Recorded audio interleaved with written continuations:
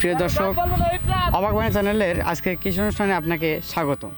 আজ অনুষ্ঠানটি জুড়ে আপনাদের সাথে আছি আমি জিহাদ হাসান। আজ আমরা আছি চুয়াডাঙ্গা জেলার দামোহদ উপজেলার ঈশ্বরচন্দ্রপুর গ্রামের একজন সফল উদ্যোক্তা আর পেয়ারা বাগানে। আপনার এই যে পেয়ারা চাষের গল্পটা যদি আমাদেরকে বলতেন।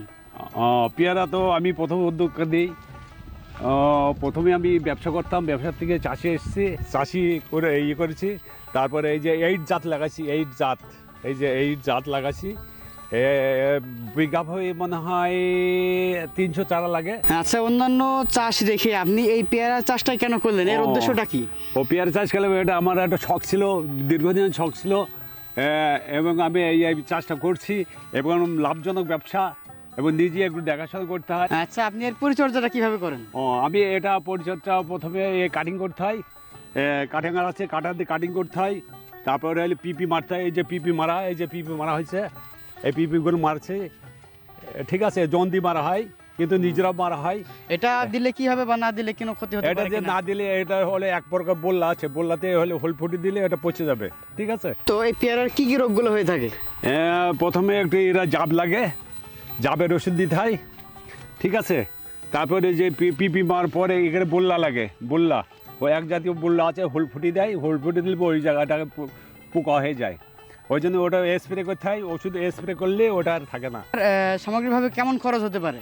এটা প্রাথমিক এই যে লেট দিয়ে ঘিরেছি, মোট টোটালে চারা লাগিয়ে লেট দিয়ে ঘিরে আমার মনে হয় 70,000 টাকা খরচ হয়েছে। এটা কতটুকু জমিতে খরচ হয়েছে? 2 বিঘা। আচ্ছা আচ্ছা, আপনার 2 বিঘা জমিতে 66 শতক জমিতে আমার খরচ হয়েছে 70,000 টাকা। এইট যাকে বলে 8 জাত, 5 জাত আছে, 3 আছে।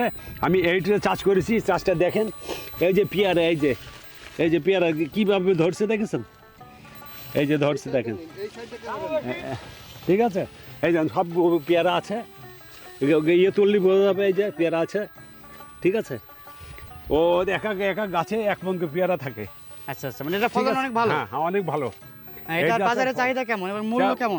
এটা মূল্য হলে এখন আমাদের বর্তমান বাজার হলো 35 টাকা পার কেজি।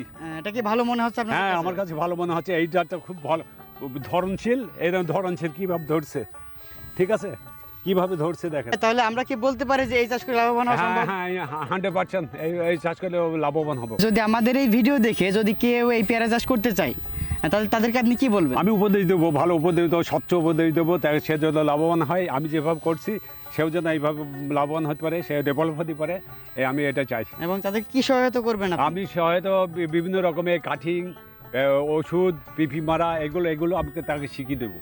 প্রিয় দর্শক, দেখুন আপনারা শুনছিলেন সফল উদ্যোক্তা জাহেদ ভাইয়ের সফলতার গল্প। দোয়া করি তার জন্য শুভকামনা রইল, সে সফল হোক এবং সামনে আরও এগিয়ে যাক, এই শুভকামনা করি তার জন্য।